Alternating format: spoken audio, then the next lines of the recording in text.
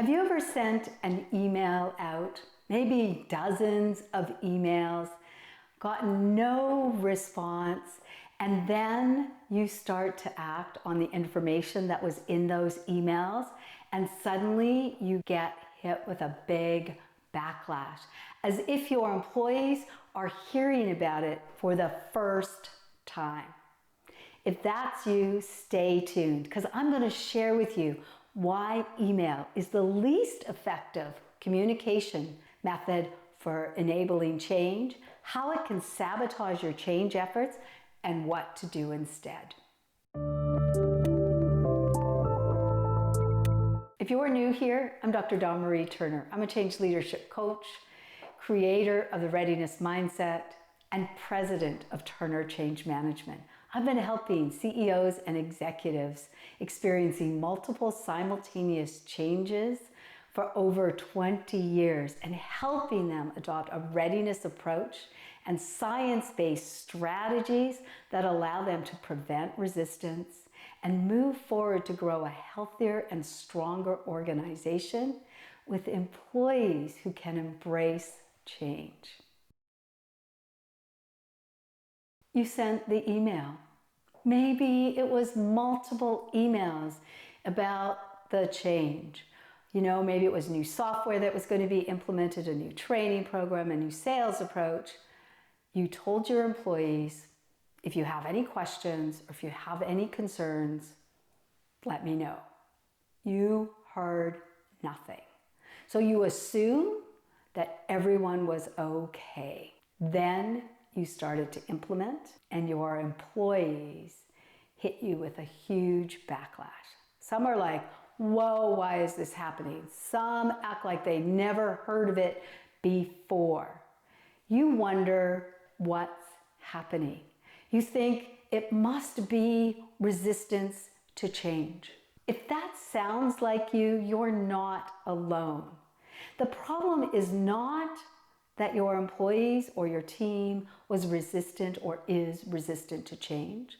The problem is that you used email. Email has gained a reputation as being an efficient and effective way of communicating. A reputation it does not deserve. One estimate is that email has given us a 10-fold increase in our work and a 100-fold decrease in our ability to pay attention and focus. Email is also one of the fastest and easiest ways to stifle innovation, decrease employee engagement, and sabotage your change efforts, often before you have even gotten started. Why? Well, email sabotages change in your organization in two ways.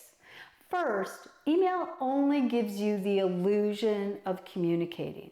Remember, communication is interacting. It's two-way.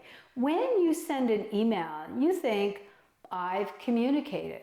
But all you've actually done is sent out information.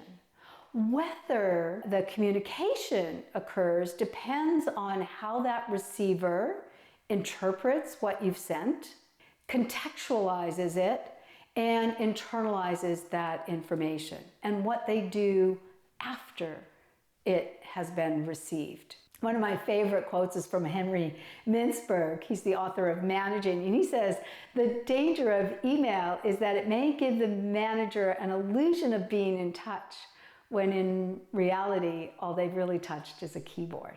The second way email can sabotage your change process is it because it short circuits that communication process. You are restricted to your words, maybe some emojis, but mostly your words. You then don't know if the intent of what you meant to say is going to be received in the way that you want it to be received. Write in the comments section below, how many times have you misinterpreted an email? Maybe something that the sender thought was really exciting and positive, and you completely misinterpreted it in a negative way or a different way. Or maybe it was one of your emails that you maybe spent weeks, days composing that email only to find that it wasn't interpreted with the same intent. Another problem with email is if they do have questions or concerns, you're going to assume that they're going to come to you. But research shows that that's not always the case. Research shows that it's more likely that they're going to interact with people within the close geographical proximity or trusted colleagues that may or may not include you. For example, if you get an email from your manager and you wonder, I wonder what he really is talking about or she's talking about here, the more likely scenario is that you're going to talk with trusted people that you interact with regularly, or that if you're in a physical environment that you sit close to. You're going to talk about what it means. The result is that that interpretation of that message and the impact of whatever that interpretation is done without the original sender of the email. It's done without you. As a result, you no longer have the ability to influence the message or the messenger. You're put in this uncomfortable and difficult situation of having to react instead of interacting with your own message. But let's face it, email is not going away, and it does play an important role in our communication with our team and our employees. So how can you use email so that it supports instead of sabotages your change efforts? Here are 3 actions that will help you use email to support and enable change. The first is adopt a change recipient-centric approach. Now, I know that's a mouthful, but what that really means is that it's an approach that is participatory, it's conversationally based, and based on your strengths. If you want to learn more about what it means to use a change recipient-centric approach to enabling change in your organization, check out my video, Project Management is Not Change Management. The second thing that you can do is adopt conversation as a primary way of introducing new ideas and changes to your organization. Conversation is one of the most powerful yet underused communication methods when it comes to change, but it is essential. Your employees are going to use conversation to interpret and understand and make sense of the emails that you're sending to them.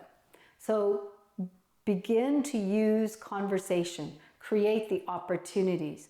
One of the things we do with our leaders is we show them how to use conversation to introduce new ideas and reduce the potential for a stress response that then will create barriers to the opportunities for change. The third thing is that email is a great communication tool for reinforcing ideas, providing additional information or documents if needed.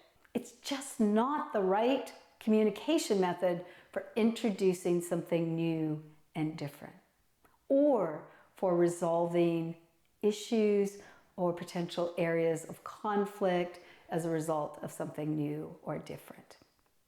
The next time you're about to send an email, just ask yourself, is there a better way?